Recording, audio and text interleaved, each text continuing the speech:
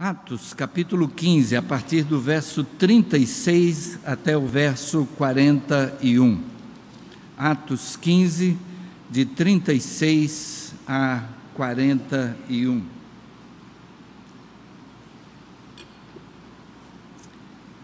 E assim lemos. Alguns dias depois, disse Paulo a Barnabé: voltemos agora para visitar os irmãos por todas as cidades nas quais anunciamos a palavra do Senhor, para ver como passam. E Barnabé queria levar também a João, chamado Marcos. Mas Paulo não achava justo levarem aquele que se afastara desde a Panfilha, não os acompanhando no trabalho. Houve entre eles tal desavença, que vieram a separar-se. Então, Barnabé, levando consigo a Marcos, navegou para Chipre. Mas Paulo, tendo escolhido a Silas, partiu encomendado pelos irmãos à graça do Senhor, e passou pela Síria e Cilícia, confirmando as igrejas. Vamos orar. Senhor Deus, louvamos o Teu nome, Pai, e agradecemos pela Tua palavra que foi lida nesta hora. Fala ao nosso coração, conforme a Tua vontade, que possamos estar alimentados pela palavra, mas bem preparados para a vida, os relacionamentos, a restauração, muitas vezes, de laços quebrados, e que assim, Senhor, possamos estar auxiliados pelo Teu Espírito, glorificando o Teu nome no nosso viver. É a oração que fazemos nesta hora, em nome de Jesus. Amém. Amém.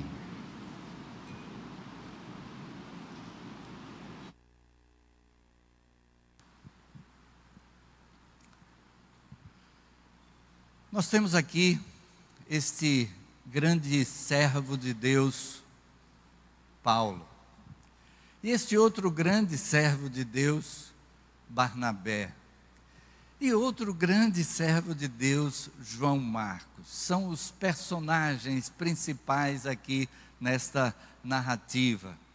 E como vimos, houve uma desavença entre Paulo e Barnabé a respeito de João Marcos. Na primeira viagem missionária, Paulo e Barnabé estão na cidade de Antioquia e então são dirigidos pelo Espírito de Deus para levar o Evangelho a outros povos, a outros lugares, e eles levam consigo a João Marcos. João Marcos, que tinha tido uma formação conhecendo a história de Jesus Cristo, conhecendo o ministério de Jesus, os ensinos de Jesus. O que os estudiosos dizem é que muito provavelmente João Marcos fazia aquele trabalho do discipulado próximo, de estar transmitindo os ensinos de Jesus. As pessoas que se convertiam eram então ensinadas a respeito de Jesus por João Marcos, pelo conhecimento que ele teve, por tudo aquilo que ele havia ouvido do apóstolo Pedro. Nós conhecemos bem de perto João Marcos, porque foi ele que escreveu o Evangelho de Marcos, que foi o primeiro evangelho a ser escrito. E Marcos, tendo convivido com Simão Pedro, então ouviu muito a respeito dos ensinos de Jesus da parte daquele apóstolo. Por isso, o Evangelho de Marcos é também conhecido por poder ser chamado também do Evangelho de Pedro, porque há o traço de Pedro nos ensinos de João Marcos. O jeito de ser de Pedro está presente naquele Evangelho. Só que naquela primeira viagem missionária, eles saíram para a ilha de Chipre, já tiveram experiências marcantes ali, e pode ser que aquelas experiências tenham sido marcantes demais para João Marcos, de tal maneira que quando eles saem da ilha de Chipre, chegam até a região da Panfilha, João Marcos desiste da viagem. Ele diz: não, vou voltar para casa. Pode ser que tenha sido simplesmente saudade de casa. depois de passar um período em viagem, não, eu quero voltar para minha casa. Pode ser, a gente não sabe quais as razões. O que é certo é que João Marcos saiu daquela equipe que tinha um propósito, ainda tinha uma longa caminhada pela frente, e aquilo deve ter ferido o apóstolo Paulo de uma maneira muito profunda. Agora, quando eles vão sair para a segunda viagem missionária, Barnabé diz: vamos levar João Marcos novamente. E Paulo diz: de jeito nenhum. João Marcos era primo de Barnabé. Barnabé era aquele homem que é descrito na palavra de Deus como filho da consolação, ou filho da exortação, como diz outra tradução, ou como a NVI diz, que o significado do seu nome é encorajador. É encorajador, aquele que auxilia para a caminhada à frente. E Barnabé viu em João Marcos, talvez, aquela situação da juventude, da pouca experiência, de que assustou-se com os primeiros passos. Mas ele viu também em João Marcos um grande potencial. O que é certo é que a pessoa de João Marcos foi o motivo daquela dissensão que houve entre Paulo e Barnabé. A gente pode dizer que Deus se utiliza de todos os meios para o cumprimento do seu objetivo, daquilo que é o seu propósito. E então, como resultado daquela desavença, a gente vai ver que foram criadas duas equipes missionárias, né? E então Barnabé pegou João Marcos e foi mais uma vez para a ilha de Chipre. É interessante destacar aqui o interesse naqueles que são próximos a nós. Como é que diz o cântico a respeito de Barnabé? Era seu nome, Barnabé, natural de Chipre. Na segunda viagem missionária, ele vai mais uma vez para a ilha de Chipre. Ele tem o desejo de evangelizar os seus, a sua própria terra. E Paulo toma consigo a Silas e vai mais uma vez para aquela região da Galácia, onde ele havia já estabelecido igrejas na primeira viagem missionária. A gente pensa então que houve o fator positivo da multiplicação da equipe missionária. Mas eu creio firmemente que o propósito de Deus estaria se cumprindo de uma maneira mais plena, se aquela multiplicação fosse algo que fosse resultado do propósito intencional, a gente pode fazer essa redundância nessa multiplicação.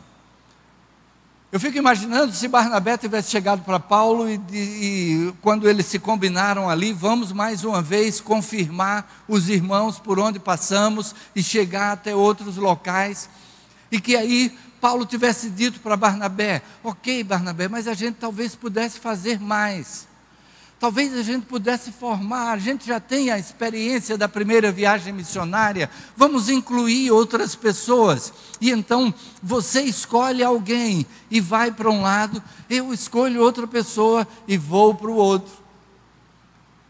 E aí Barnabé poderia ter dito: ok, então eu escolho João Marcos.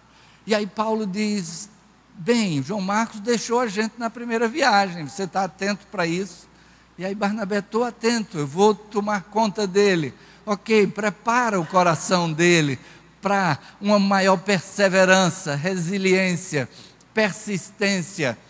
E então Paulo dissesse: eu vou escolher Silas, o que é que você acha, Barnabé? E Barnabé: ok. E então as duas equipes saem, mas não como resultado da dissensão, como resultado de algo proposital, algo que intencionalmente fosse buscado. Eu gostaria que meditássemos um pouco dentro desse contexto, quando dois homens de Deus, mas que enfrentaram uma desavença. Nós estamos trabalhando a respeito de família. E em família também a gente tem experiências de desavença. E lembro de quando, no domingo passado, eu falei um pouco sobre briga entre irmãos, né? E aí, estava lembrando depois de um momento na minha própria experiência de irmão, quando em determinado momento, eu e a minha irmã, que fica mais próxima a mim na idade, né? E éramos companheiros de brincadeira e tudo, junto com o irmão mais velho, mas essa estava mais próxima na idade. E de repente, na hora do banho, fomos os dois tomar banho na mesma hora, e lá em casa tinha 2 banheiros. Não era como hoje, esse tempo em que os quartos têm, né, suítes, né, tem o banheiro da suíte, e eram 2 banheiros no corredor mesmo da casa, um maior, outro menor, um tinha chuveiro elétrico, o outro não tinha chuveiro elétrico, e minha irmã disse: eu vou nesse aqui que tem chuveiro elétrico. E eu disse: mas eu também quero esse. E aí ficávamos na porta do banheiro vendo quem é que entra, quem não entra.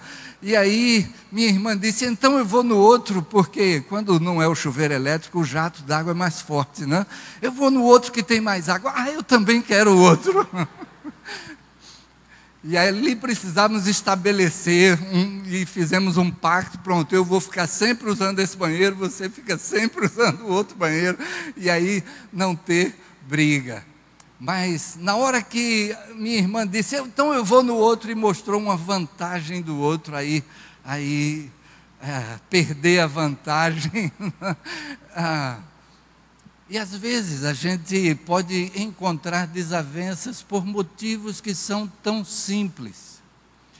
E falo não apenas nessa briguinha entre irmãos, que é comum, natural, está presente, depois está tudo junto, brincando novamente, mas naquilo que pode prejudicar o relacionamento futuro.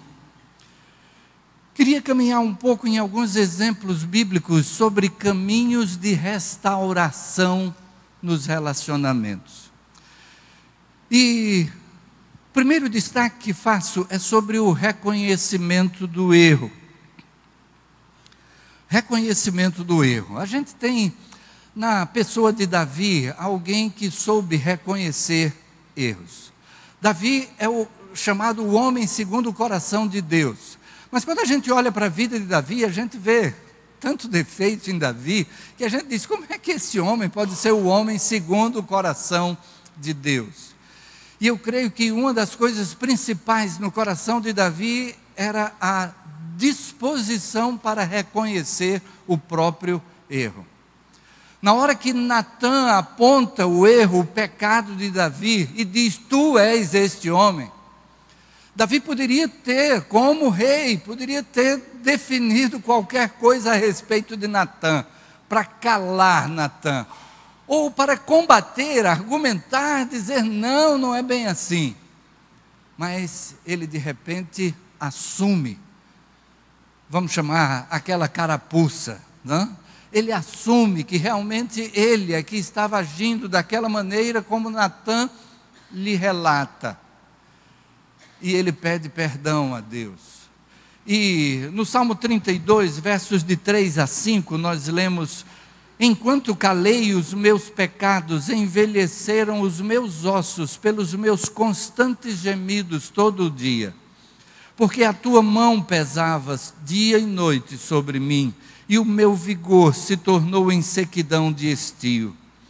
Confessei-te o meu pecado, e a minha iniquidade não mais ocultei. Disse: confessarei ao Senhor as minhas transgressões, e tu perdoaste a iniquidade do meu pecado. O reconhecimento do erro é necessário. E aí agora a gente traz para o reconhecimento nos relacionamentos humanos. Aqui Davi está reconhecendo diante de Deus, mas nos relacionamentos humanos, como precisamos disso? Pastor Jaime Kemp apresenta 3 expressões que ele diz que são essenciais no relacionamento conjugal, mas que se aplicam em outros relacionamentos. Quando ele diz que as 3 expressões são: eu errei, me perdoe, eu te amo. E nos demais relacionamentos, né, principalmente os familiares, a gente pode dizer a mesma coisa. E o eu errei é importante, reconhecer os erros. Agora, como contraponto, está o fato de que muitas vezes, ao invés da gente reconhecer os erros, a gente está disposto a apontar os erros. A gente está disposto a colocar o dedo na ferida.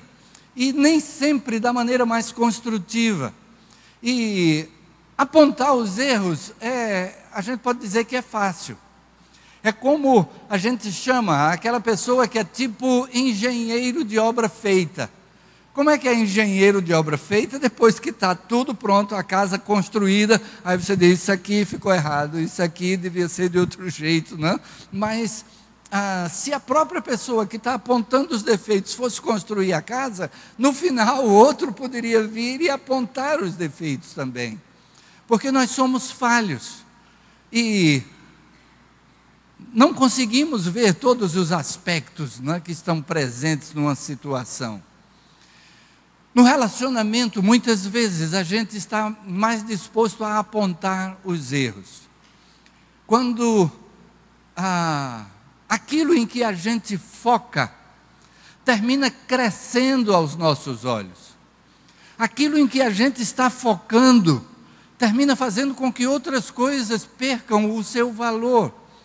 Se você apontar, por exemplo, para esse microfone aqui, que está abaixado, e aí você presta tanta atenção que nem nota que eu estou com outro microfone na mão e falando aqui, mas a gente estava focando aqui na frente.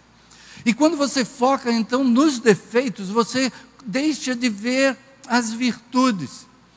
Quando a gente foca nos defeitos, a gente está dizendo para a gente mesmo o que não vale a pena naquele relacionamento. Mas quando a gente foca nas virtudes, a gente diz para a gente mesmo o que vale a pena naquele relacionamento. E aí, vale a pena a gente lembrar daquela história, né, a respeito de Olavo Bilac. Conta-se que o dono de um pequeno sítio, amigo do grande poeta Olavo Bilac, abordou-o na rua. Senhor Bilac, estou precisando vender o meu sítio, que o senhor bem conhece. Pode redigir o anúncio para o jornal?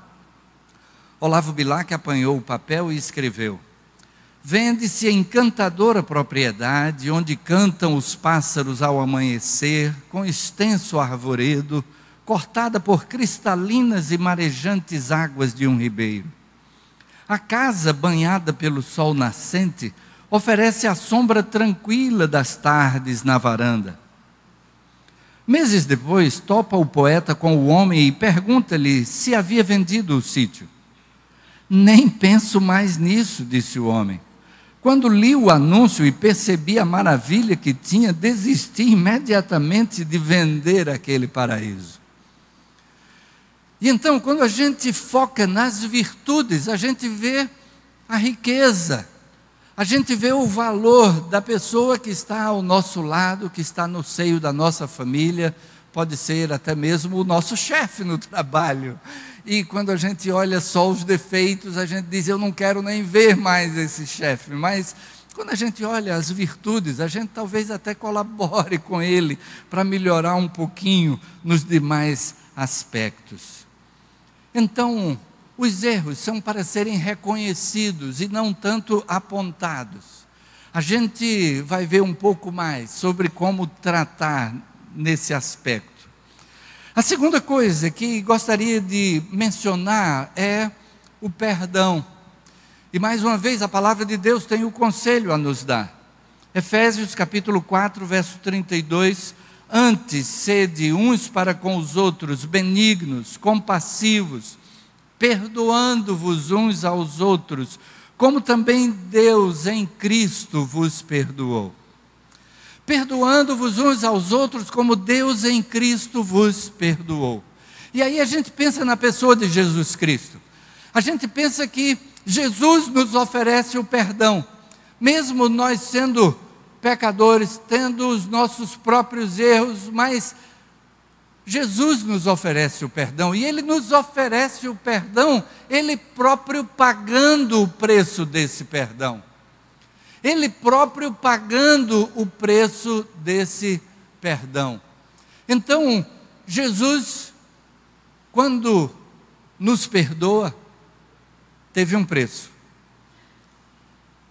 Isso quer dizer que nós, quando perdoamos, também tem um preço. A gente vai precisar abrir mão de alguma coisa. Paulo, escrevendo aos Filipenses, diz que Cristo, sendo em forma de Deus, abriu mão de ser igual a Deus e humilhou a si mesmo, fazendo-se igual a nós. E achado em forma humana, humilhou-se a si mesmo, sendo obediente até a morte e morte de cruz. Cristo abriu mão de alguma coisa em função de nos oferecer o perdão. E a prática do perdão vai exigir de nós esse abrir mão. E esse abrir mão significa também colocar diante de Jesus aquilo que a gente está trazendo. Colocar diante de Jesus aquele peso que a gente carrega da falta de perdão. Porque a falta de perdão gera um peso sobre nós mesmos. E o Senhor Jesus é quem diz: vinde a mim, todos vós que estáis cansados e sobrecarregados, e eu vos aliviarei. E tomai sobre vós o meu jugo. Ele faz uma troca, ele diz: se você está com um jugo pesado, traga, eu tomo esse jugo. E você vai tomar o jugo que eu vou entregar a você. Só que a promessa dele é de que o meu jugo é suave e o meu fardo é leve.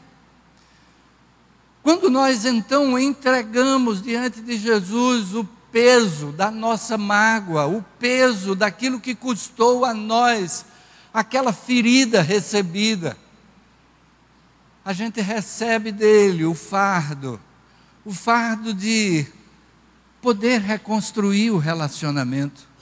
Talvez em bases novas, pré-estabelecidas, mas de podermos agir da maneira como Jesus agiria.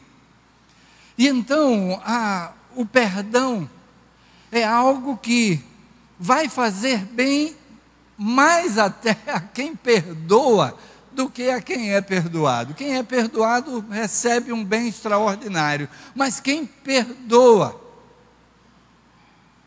cura a si mesmo, tira de si aquela mágoa, deixa de estar chegando naquela ferida que não cicatriza nunca, mas ela não cicatriza porque cada vez que a gente olha para ela, a gente vai com o dedo e vai na ferida, e machuca a gente mesmo, mexendo na ferida. E a gente acha aquilo como alguém já disse, né? Que a falta de perdão é como você tomar o veneno e esperar que o outro morra. O veneno é para si. Cada vez que você relembra aquela mágoa, é como se você estivesse tomando uma dosezinha de veneno. E você toma aquela dose de veneno esperando que essa dose de veneno que você está mantendo aqui, ela vai fazer mal ao outro. Não, eu não perdoo, e aí você é quem sofre. Mas quando a gente entrega na mão de Deus, também vale a pena ressaltar que o perdoar não significa voltar tudo às condições anteriores, voltar tudo à posição que havia antes.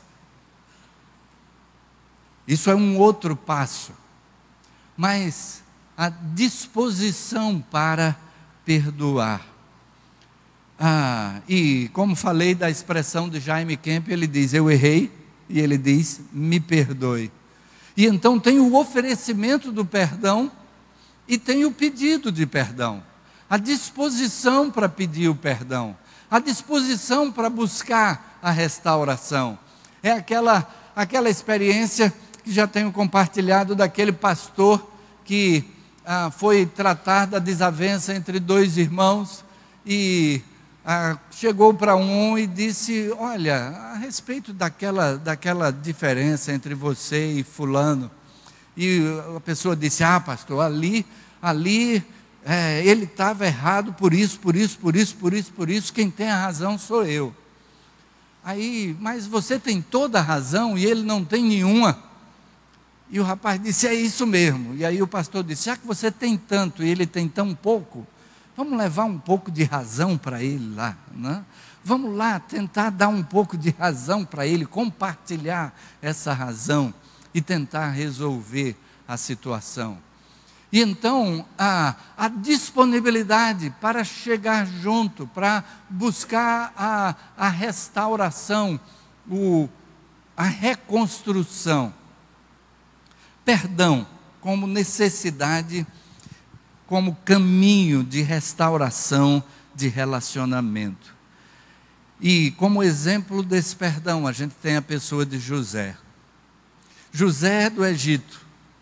José que tinha todos os motivos do mundo para liquidar com os seus irmãos. Seus irmãos o venderam como escravo. Ele teve que amargar uma viagem longa como escravo, venda no mercado de escravos, trabalhar na casa de um egípcio que não tinha nada com as práticas judaicas e que ele agora teve que se adaptar àquela nova situação. Depois foi preso injustamente, mas finalmente está ele como primeiro-ministro do Egito, como a segunda pessoa do faraó. E agora os seus irmãos se apresentam diante dele e não o reconhecem. Ele poderia fazer o que quisesse com os seus irmãos. Mas a gente vai ver que depois de um período ali em que ele vai trabalhando uma aproximação, em que ele tenta ver novamente o seu pai, tenta ver novamente o seu irmão mais novo, lembrando que os irmãos de José eram filhos do mesmo pai, mas não todos da mesma mãe. E José tinha como seu irmão de sangue apenas Benjamim. E ele vai construindo aquela trama, vamos dizer assim, para conseguir ter essa aproximação. E finalmente, ele vai dizer para os seus irmãos: tudo isso esteve nas mãos de Deus para que nós pudéssemos, nesta hora, atender a necessidade da nossa família. E perdoa os seus irmãos. Podemos seguir o exemplo de José, entendendo que Deus até transforma as circunstâncias para que os seus propósitos sejam cumpridos. Mas nós falamos a respeito dos erros que são apontados, e então, às vezes, é preciso tratar esses erros. Não simplesmente, errou, está perdoado. Não, é preciso tratar. E aí a gente lembra daquele momento quando o Senhor Jesus chama Pedro. Depois da ressurreição, Pedro tendo negado a Jesus, Jesus chama Pedro. E ele não chega para Pedro e diz: está vendo, Pedro, eu não disse que você ia me trair, antes que o galo cantasse, você ia me negar. Eu bem que disse. Não, Jesus vai no âmago da questão, Jesus vai no porquê da questão. E ele diz para Pedro: Pedro, tu me amas? Tu me amas mais do que estes aqui? E Pedro não tem a coragem de usar o mesmo verbo que Jesus usou. Jesus pergunta com o verbo que fala do tipo do amor de Deus por nós. E Pedro responde com o tipo do amor de um amigo para com o outro. Jesus pergunta: Pedro, você me ama do jeito que eu lhe amo? E Pedro diz: Senhor, eu não consigo. Pedro reconhece que aquilo que ele fez prova que ele não tem o mesmo amor. Porque Jesus estava pronto e assim o fez, a morrer pelo amor que tem por nós. Mas Pedro, para escapar de ser preso, quando alguém disse, você estava com ele? Não, eu mesmo não. O tipo não era do mesmo amor. Mas Pedro termina dizendo, Senhor, tu sabes todas as coisas, tu sabes que eu te amo. Jesus chamou Pedro para tratar de uma forma positiva. E então, das 3 perguntas que Jesus faz, Jesus disse para Pedro, apacenta as minhas ovelhas. O que eu requeiro de você é que você apacente as minhas ovelhas. Jesus mostra aquilo que é necessário que Pedro faça para cumprir com aquilo que ele diz nas palavras. Assim nós precisamos então tratar do que precisa ser tratado. E então, se de repente alguém está agindo de uma forma que está machucando, aí muitas vezes a gente vai e diz, eu mencionei, de Jesus dizer, está vendo, eu não disse, né?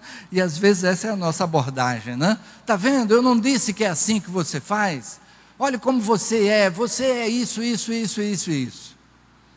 E alguém pode dizer que a gente não é nada, a gente assume atitudes, e as atitudes podem mudar, e a gente deixa de ser aquilo que dizem a nosso respeito e passa a ser uma coisa diferente. E então, ao invés de focar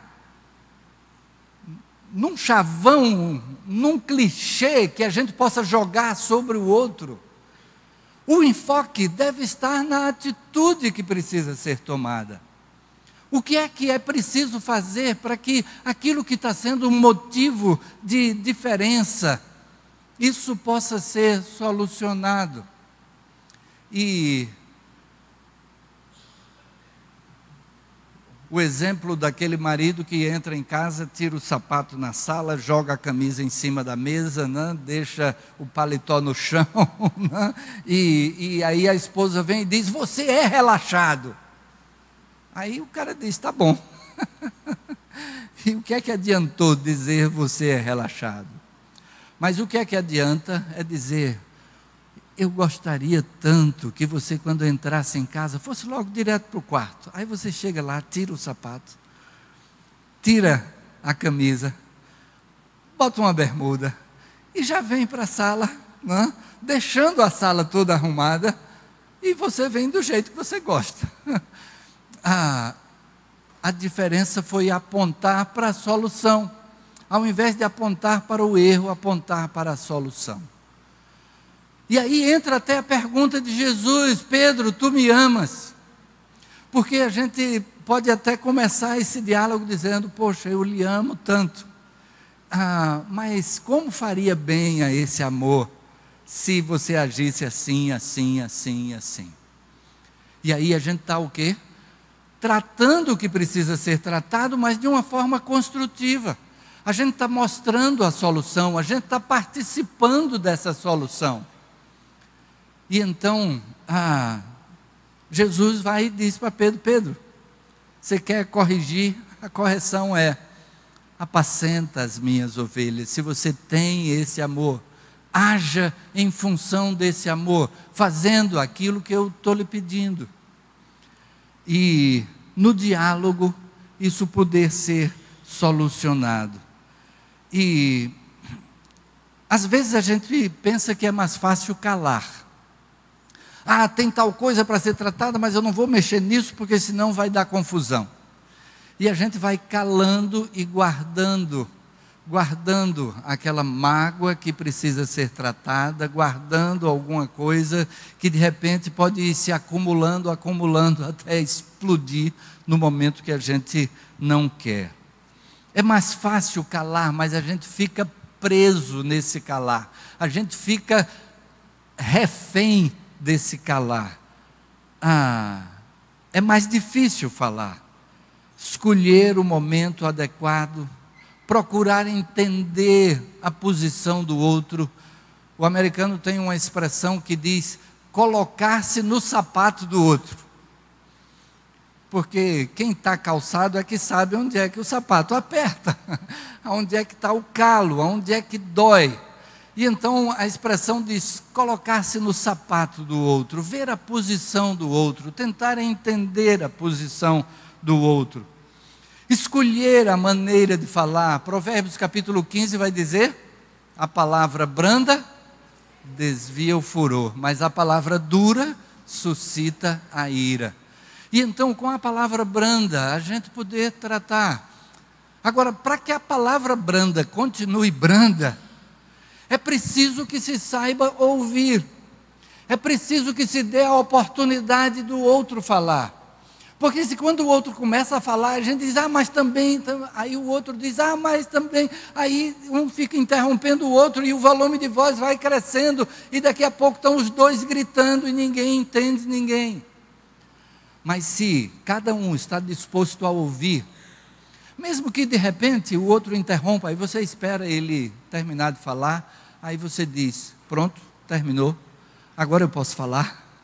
Aí o outro vai dizer, pode. Aí você vai e faz todo o seu raciocínio. A maneira de falar e de forma a construir a solução. E finalmente dar nova chance. Barnabé, esse filho da consolação, filho de exortação, encorajador, ele oferece uma nova chance para João Marcos. Dar uma nova chance nem sempre é nas mesmas bases da situação anterior. Às vezes, diante de certa realidade, é preciso construir um novo formato, construir algo que então possa partir de uma nova base para a reconstrução. Por exemplo, digamos que um funcionário numa empresa deu um desfalque e chega para o patrão e diz, eu errei, eu quero me consertar, mas me dê uma nova chance, né? E aí o patrão diz, está certo, mas você não volta para a tesouraria. Está certo, eu vou lhe dar uma nova chance, só que eu não vou lhe colocar na mesma posição. Você vai ter que me mostrar com o tempo que você é merecedor da confiança que eu depositei primeiramente em você. E então, de repente, pode ser necessário. Também dar uma nova chance não quer dizer que a gente esteja na condição de exigir essa nova chance. A gente vai talvez precisar conquistar essa possibilidade. Por exemplo, essa pessoa que fez isso com o seu patrão, pode ser que precise trabalhar em outra empresa e mostrar o trabalho que desenvolveu e depois voltar para o patrão e diz, olha, a situação está assim, assim, assim, aquilo que aconteceu foi uma lição na minha vida, isso mudou o meu comportamento e agora meu trabalho tem trazido esse resultado. E eu gostaria muito de voltar a trabalhar para o senhor. E aí o patrão vai dizer, ok, então agora você vem. Então, de repente, aquele homem não está na condição de exigir a nova chance para o patrão, mas ele está disposto a construir as circunstâncias que possam abrir a perspectiva dessa nova chance. Foi isso que aconteceu com João Marcos. Barnabé acompanhou João Marcos e a gente vai ter aquele testemunho do apóstolo Paulo lá no final da sua vida, segunda carta a Timóteo, ele está escrevendo a Timóteo, dizendo, Timóteo, eu estou precisando da sua companhia, venha aqui para onde eu estou. Paulo está preso, ele pede alguns favores a Timóteo, por exemplo, traga a capa que eu deixei em Troade e os livros também, principalmente os pergaminhos, mas traze contigo a João Marcos, porque ele me é muito útil para o ministério. Ele me é muito útil para o ministério. É aquele sítio, né? Ele veio a reconhecer que aquele sítio da história de Olavo Bilac, valia a pena. Aquele João Marcos que havia desistido na primeira viagem missionária, depois de ser trabalhado pela vida de Barnabé, Barnabé acompanhando, discipulando, mostrando com o próprio exemplo. E aí Paulo vem a reconhecer, poxa, Barnabé estava certo. Barnabé estava certo e a chance que ele deu a João Marcos foi positiva. Hoje, João Marcos me é muito útil para o ministério. Qual é o sítio que você tem na sua família? Em que é que pode estar o foco desse sítio para você? De que maneira você tem visto? O que é possível fazer para melhorar e como fazer isso? E a disposição de Barnabé de se dar para aquela restauração trouxe os seus resultados. A disposição do Senhor Jesus de se dar para trazer Pedro para junto de si, de buscar então a maneira como Pedro pudesse estar restaurado no seu ministério, fez com que Pedro fosse aquele de quem Jesus já havia falado, que teria as chaves do reino dos céus. Não da maneira como conta a anedota, não? Porque as anedotas a respeito do céu registram sempre São Pedro na porta do céu com a chave para abrir para quem vai entrar ou quem não vai entrar. Fato é que Pedro foi instrumento de Deus para a pregação do Evangelho pela primeira vez aos judeus, lá em Atos capítulo 2, no dia de Pentecostes. Pedro foi instrumento de Deus para a pregação do Evangelho e ter o derramamento do Espírito lá em Samaria, em Atos capítulo 8. Pedro foi o primeiro a levar o Evangelho e ter a confirmação de Deus através do Espírito Santo lá em Cesareia, em Atos capítulo 10. Em Samaria, aos meios-judeus. Em Cesareia, aos não-judeus.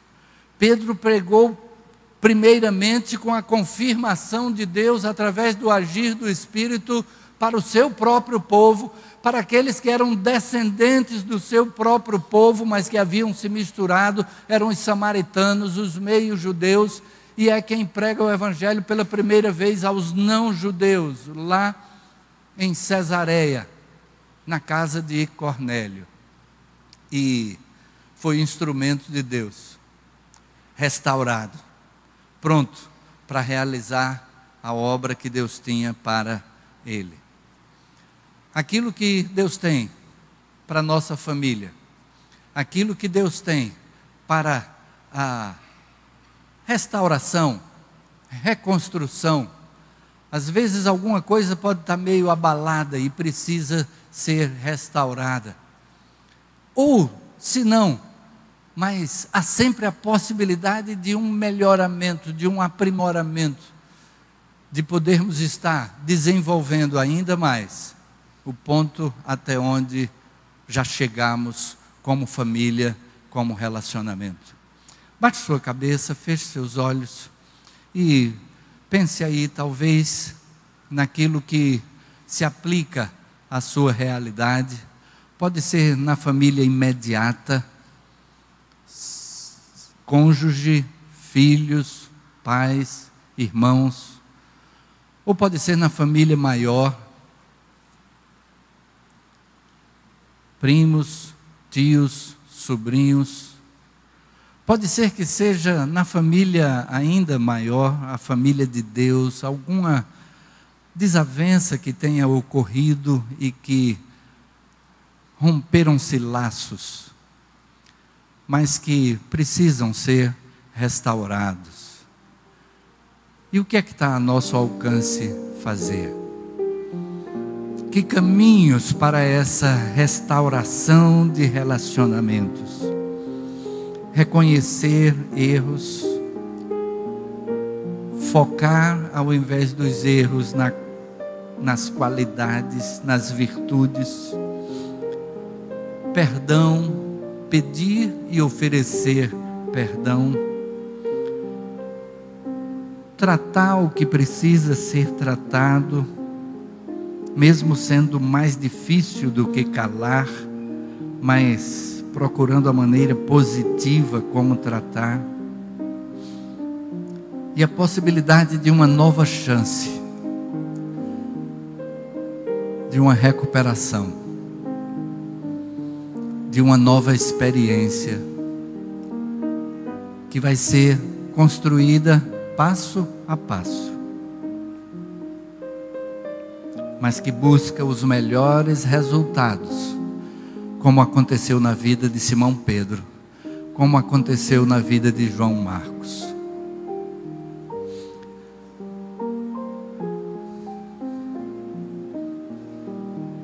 Senhor Deus, nós louvamos o Teu nome, Pai, e agradecemos pelo Teu grande amor para conosco.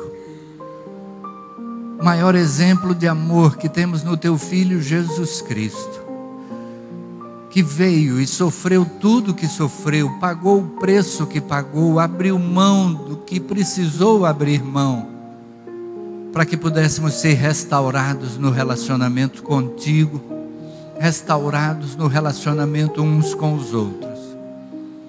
Pedimos a Tua direção, Pai, para que possamos estar aplicando no nosso viver o mesmo propósito de restauração, de perdão, de construção, de novas oportunidades, e que em tudo possamos ser guiados pelo Teu Espírito, que o Teu Espírito esteja nos dando a força, o discernimento, a sabedoria, para que possamos ter os resultados que Tu tens para a vida de cada um de nós. Continua a falar ao nosso coração conforme a Tua vontade. Muda em nós aquilo que é necessário para que possamos ter uma vida mais parecida com a do Teu Filho Jesus Cristo. Dá-nos a força que nos falta para isso. É o que suplicamos em nome de Jesus, para a honra e glória desse nome. Amém, amém, amém.